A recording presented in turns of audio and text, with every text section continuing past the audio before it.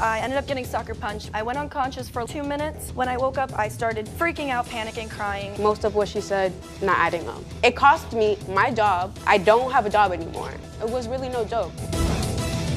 I gave Mr. Ferrari a bag of weed. And I was shopping and I saw him down the aisle and he ran away. Guilty or what? Guilty of what? Guilty of not wanting to speak to you. Plaintiff Jenna Weigler says the defendant recklessly barreled through an intersection and slammed into her car. She's suing for $813 for car rental and insurance deductible. Defendant Maria De La Rosa claims the plaintiff was the reckless one for posting on social media while driving. She says she owes nothing. The testimony you're about to give is the truth, the whole truth, and nothing but the truth? Yes. Yes. Thank you. The Honorable Judge Jerry Springer now presiding. Good morning, Your Honor. Good morning, Najee. How are you? I'm doing well, Judge. Good. Thank you. This is case number 118 on the docket. Weigler versus De La Rosa. Welcome. Let's see what we have here. We have the plaintiff, Jenna Weigler. And Jenna, you are suing the defendant, Maria De La Rosa, for $813 for car insurance deductible and a car rental fee.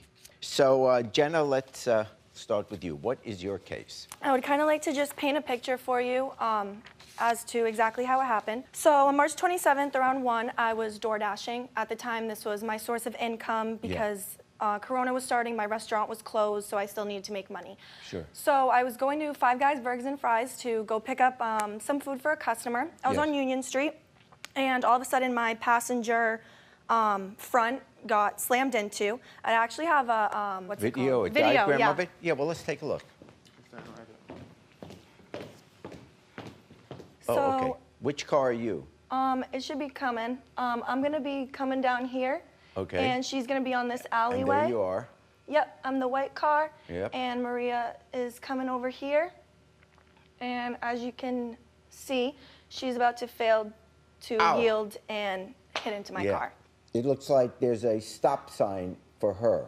Yeah. There's no stop sign for you, so you... Nope, I was on a main road and she was on an alleyway. I get it. Okay. So after that happened, I ended up getting sucker punched with the airbag.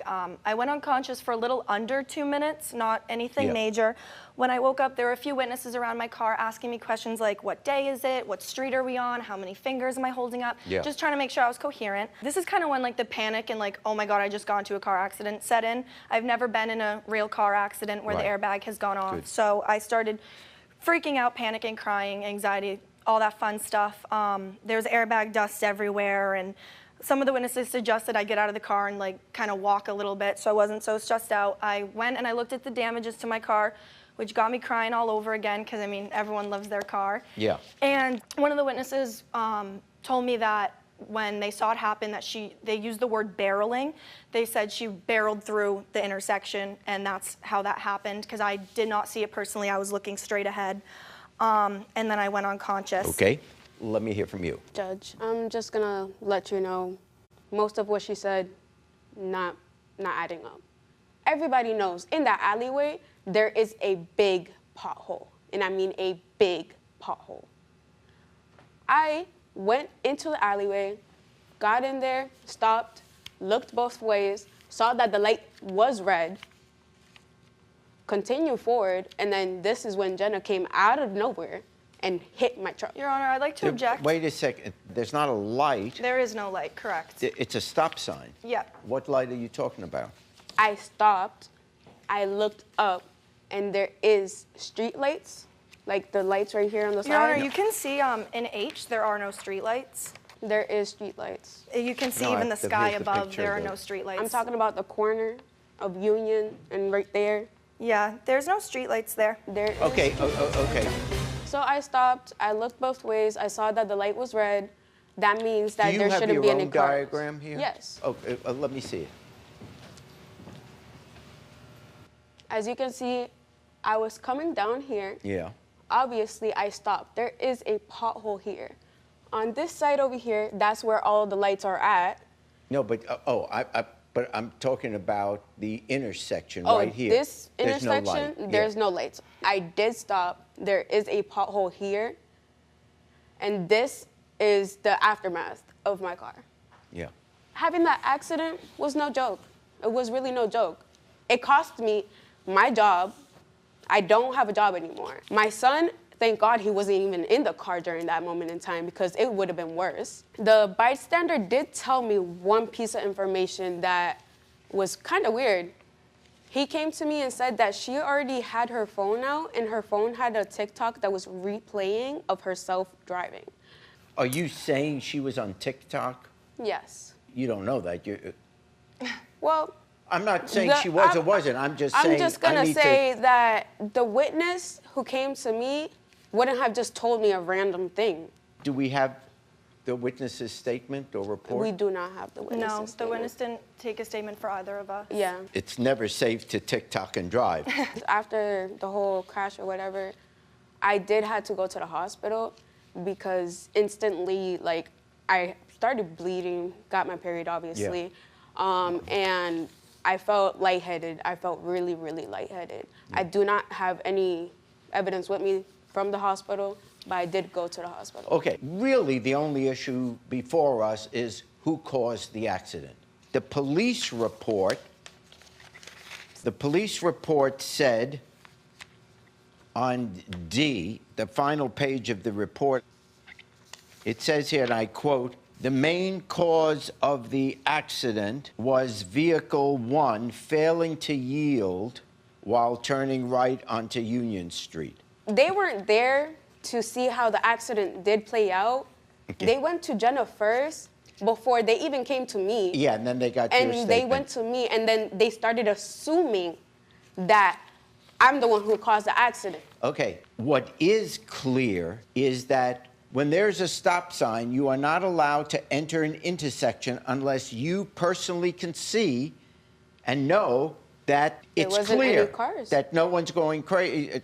But obviously there was a car there. That's why you had the hers accident. that came into me. Well, you hit the side of the car because the damage was to the side of the car and to the Yeah. front of yours. Based on the police report and the fact that she didn't have a stop sign, therefore I have to fine for the plaintiff in the sum of $813. I'm upset. I shouldn't have to pay her that when she's the one who ran into me, but I hope that she goes and gets insurance so she doesn't have to put someone else through this. I wish her child the best of luck as well. I would be heartbroken if something like that happened to my brother, who's also young. Plaintiff Nicole Lambrose claims doctor's orders stopped her from moving into the defendant's rental apartment. She's suing for $1,000 for the return of her security deposit. Defendant Glenn Ferrari claims the plaintiff knew the deposit was non-refundable. He's countersuing for $3,000 for 2 months of rent. Do you swear the testimony you're about to give is the truth, the whole truth, and nothing but the truth? I do. I do. Thank you. The Honorable Judge Jerry Springer now presiding. Good morning, Judge. Morning, Najee. How are you? I'm doing well, Judge. Thank you. Good. This is case number 115 on the docket. Lambrose versus Ferrari. Thank you. We have the plaintiff, Nicole Lambrose. Nicole, you are suing your former friend, Glenn Ferrari, for $1,000 for the return of a security deposit.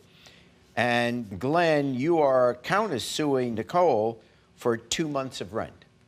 Yes, sir. Okay, so Nicole, Yes. what do you got? What's your case? My father passed away I'm sorry. on October 20th Yes. of 2019.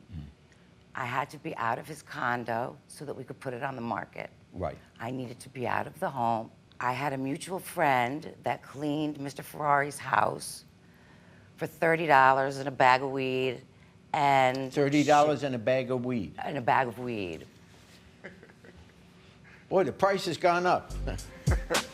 And so she had told me that she had lived in his home back in the day with her daughter, and that, you know, he accused her of breaking the washer and dryer and pretty much just kicked her and her daughter out on the street. So in any event, she and I were looking for an apartment, and I gave Mr. Ferrari a $1,000 bill.